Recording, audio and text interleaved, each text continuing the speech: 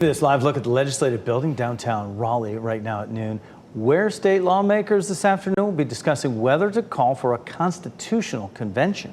They want delegates from the states to be able to propose changes in term limits for federal officials and members of Congress. WRAL Capitol Bureau Chief Laura Leslie is live at the state legislative building to explain how it could work. Laura.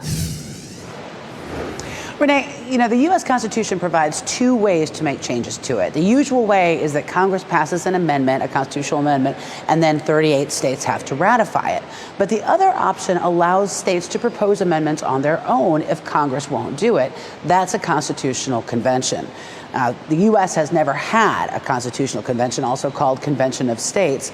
It got close in the 1980s when a majority of states wanted a balanced budget amendment, but 34 states have to agree to a constitutional convention, and that effort fell a couple states short.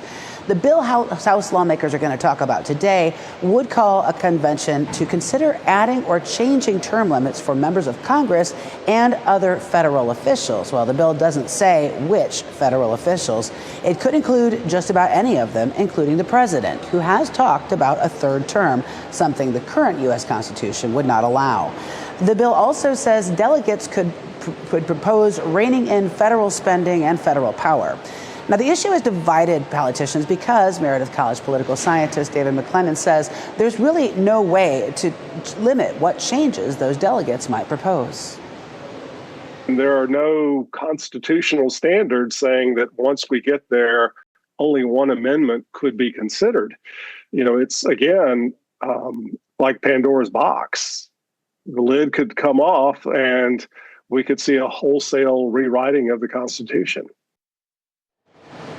Now, supporters of the bill are downplaying that concern. They say, they believe states can put limits on the ideas or issues that their delegates could propose. And they say whatever would come out of the convention, it would still have to be ratified by 38 states to actually take effect. Laura Leslie, WRAL News, live in Raleigh.